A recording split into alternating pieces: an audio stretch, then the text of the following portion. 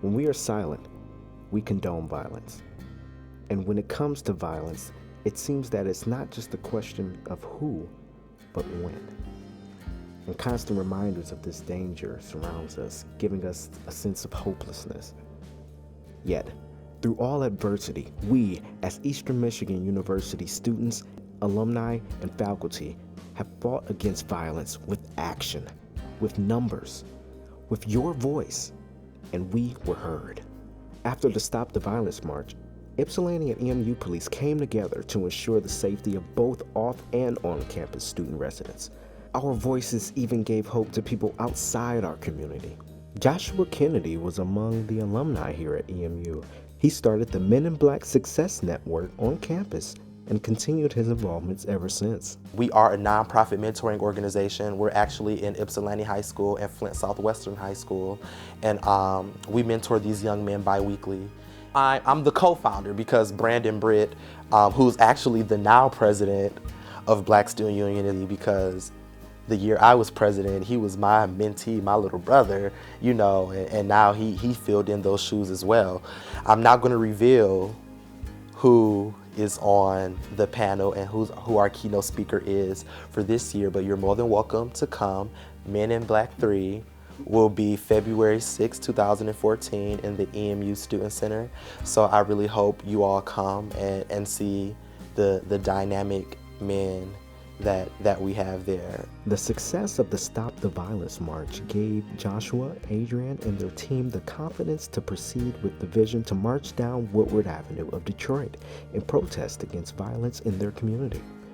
Joshua plans to work closely with EMU student Adrian Ayers to ensure the march's success.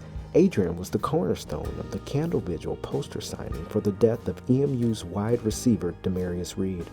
While double majoring in social work and electronic media and film, Adrian still finds the time to voice her concerns about her community and how to change it for the better. This year, I'm currently working at 89.1 WEMU FM, and as of last year, I was the Community Service Chair for I Am Pink Mentoring Organization here on campus, and Pink is also present in Detroit too. My educational background for social work, I have learned about a lot of misrepresented populations that are at risk for a lot of things, specifically the African American community and population, which is heavily present in the city of Detroit. So it's taught me a lot about how to work with those specific populations and communities and what specific areas and things like that are affecting them. It's helped me to get past what I see to get to the root of the problem. You know, a lot of people just see people going out killing each other left and right, but they don't understand the socioeconomic things and factors that can cause people to do those things. The poverty, the drugs that are being pushed into the community, everything. You have to look at it from another perspective. Look past what you see and figure out why and what's the cause, because that's the only way we can really, make change happen. Joshua also has an organizational background that has given him the platform needed to initiate the same impact within his neighborhood as the Ypsilanti Stop the Violence March. I served as Public Relations Director for the Black Student Union and later President of the Black Student Union. Tied along with that, I still remained active with the NAACP, Student Government, SAAS, Society of African American Studies, and just a plethora of things. A lot of the big things that are happening now at EMU, I actually was a part of the team to pilot those programs. For instance, Live Week. I remember when Live Week, summer 2011, I remember when Live Week was just an idea that myself, Jason Ford, Tyran Burrell, and Jamar Scott had over the summer. The March on Woodward aims to clean up the violence in Detroit while bringing back residents to bring revenue into the city's communities. Adrian and Joshua even reached out to constituents outside their community in order to make this march a success.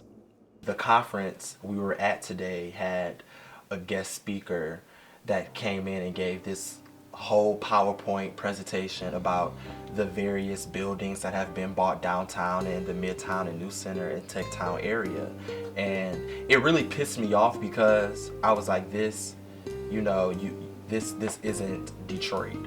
this, you're creating an illusion to what Detroit should be, but it's just not real. You know what I'm saying? You have all of these buildings and you're spending millions and billions of dollars to cultivate the downtown, midtown area where we have right up the street on Mack, we have crackheads struggling.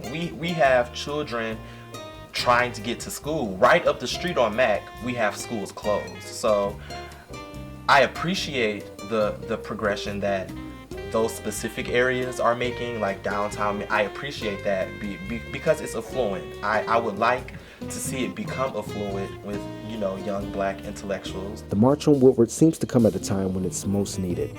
Even before Detroit's mayor Bing filed for bankruptcy, the population from 2000 to 2012 plummeted from 1 million to just over 700,000. I think those city officials need to actually engage themselves with those neighborhoods and really try to understand it from a citizen's perspective. I feel like when you enter politics, you know, something in you shifts to where you're thinking about the greater good, kinda, but you're ignoring what the problem actually is. Like, these city officials may want the best for overall Detroit. I'm quite sure that they do, but they're not attacking the areas of Detroit that they need to solve those problems. Downtown is already booming. Ypsilanti's population has also dropped over the past 12 years. However, the rate is less dramatic due to the sizable difference in the number of residents. Since 2000, Ypsilanti has seen a drop of over 13% in their population. There are many barriers that constantly divide both cities. I feel like when it relates to an immediate neighborhood perspective, it's going to have to be the people and the citizens of those neighborhoods to really stand up and make a change on the violence and things that are taking place in those neighborhoods. I think all too often, Detroiters are playing the blame game. We want to blame Kwame. We want to blame Rick Snyder. We want to blame President Bush. We want to blame everyone, but Detroiters aren't taking responsibility and accountability and ownership on what's going on right outside their door. Adrienne has been raised in both Detroit and Farmington Hills. The key differences she sees between the two cities lies within the educational system. If you're not getting a quality education and you're not in school, and then especially to me, the education system can sometimes push kids out into the streets. When you're not where you're supposed to be, things happen. When you're suspending kids for the pettiest of things and telling them to go home, those suspensions and those expulsions for things that, you know, not everyone can necessarily control, and they're out of school, punishing a child, telling them to miss school, seriously, and just, you know, you don't know where they're going to be. That's one thing. The school system itself, which isn't properly funded through the government itself. I mean, when you're paying for the prison system with your taxes and helping fund the education system through cereal box tops, we have a problem. It's discouraging, but you ultimately know that someone sees what you're doing and that they appreciate it. They may not come out to you and say it, but they appreciate it. And for me personally, it's just me doing what I love to do. It's just me fulfilling what God has called me to do. So irregardless of what man does or doesn't do while I'm en route to fulfilling my destiny and doing what I want to do for my people, I'm going to keep doing it. But yeah, you do get discouraged. We're human. Of course we get discouraged, but you fight through that discouragement and you draw in on that strength and that passion to why you're doing what you're doing, and you just keep doing it. Keep hoping, keep praying for better days. Y'all know that song, Better Days? Better days, better days. What I want to see in Detroit is growth. I want to instill hope in people. I want people to see better days, and I know those days are coming. This right now, if you're a part of what's going on in Detroit right now, it's the revitalization of the city. A lot is taking place, and you don't want to miss out on this. It's a lot of change coming, and people are downplaying the city every day and night, left and right, but they don't understand what's coming. And you can only see it if you're a part of it. You can only see it if you're in the midst of the change, because if you're not, you won't really understand if you're not doing the footwork and you're not out there seeing what these organizations are actually putting out.